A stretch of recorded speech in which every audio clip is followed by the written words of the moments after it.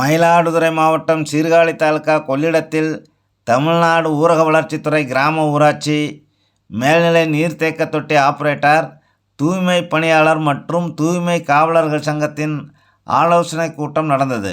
கூட்டத்திற்கு ஒன்றிய தலைவர் சபீர்தீன் தலைமை வகித்தார்.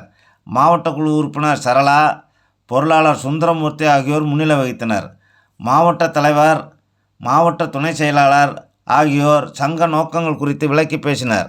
கூட்டத்தில் நிறைவேற்றப்பட்ட தீர்மானங்கள் வருமாறு: கொரோனா காலத்தில் தூய்மை பணியை தொடர்ந்து செய்த தூய்மை பணியாளர்கள் மற்றும் தூய்மை காவலர்களுக்கு அரசு அறிவித்த ரூபாய் 15,000 சிறப்பு ஊதியத்தை உடன் வழங்க வேண்டும்.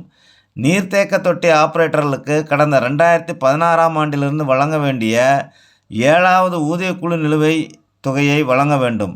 தூய்மை பணியாளர்கள் பணி நிரந்தரம் செய்து காலமுறை ஊதியம் வழங்க வேண்டும் மற்றும் தூய்மை காவலர்களுக்கு பணி பதிவேடு தொடங்க வேண்டும். தற்போது தூய்மை பணியாளர்களுக்கு வழங்கப்பட்டு வரும் மாத ஊதியத்தை ரூபாய் 15,000ஆக உயர்த்தி வழங்க வேண்டும். ஓய்வூதியம் வழங்க வேண்டும். தூய்மை காவலர்கள் மற்றும் நீர்த்தேக்க தொட்டி ஆபரேட்டர்களுக்கு ஓய்வு பெறும்போது உரிய நிதி வழங்க வேண்டும். ஊரக வளர்ச்சித்துறை கிராம ஊராட்சியில் பணி செய்து வரும் தூய்மை பணியாளர்கள், தூய்மை காவலர் ஆகியோருக்கு மத்திய மாநில அரசுகள் வழங்கக்கூடிய இலவச வீடு வழங்கும் திட்டத்தின் கீழ் வீடுகளை ஒதுக்கீடு செய்ய வேண்டும். வாரிசுதாரர்களுக்கு பணிகள் வழங்க வேண்டும். தூய்மை காவலர்களுக்கு மகளிர் குழு மூலமாக தற்போது மாத ஊதியம் வழங்கப்பட்டு வருவதை மாற்றி அவரவர் வங்கி கணக்கின் மூலமாக ஊதியம் வழங்க நடவடிக்கை எடுக்க வேண்டும் ஆகிய தீர்மானங்கள் நிறைவேற்றப்பட்டன. செயலாளர் மரியம் பிரகாஷ் வரவேற்றார். மாவட்ட குழு உறுப்பினர் கோவிந்தராஜ் நன்றி கூறினார். மாவட்ட குழு உறுப்பினர் சரளா பேசுகிறார்.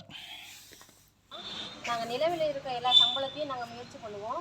அதோட இன்னும் நம்ம மேலும் மேலும் சம்பளத்தை நம்மளுக்கு வேணும், கஷ்டப்படுற யூனியத்தை நம்ம இன்னமும் நம்மளுக்கு சம்பளம் ஏற்றணும்னு நம்ம முயற்சி பண்ணுவோம். நம்ம தொழிலாளர்கள் எல்லாமே சேர்ந்து, நம்ம தலைவர்கள் எல்லாத்தையும் சேர்ந்து நம்ம இன்னும் ஒத்துழைப்பு கொடுத்து உங்களோட ஒத்துழைப்போடு நாங்கள் இன்னும் செயல்படணும்னு உங்களை நன்றி விரும்பி கேட்டுக்கொள்வோம்.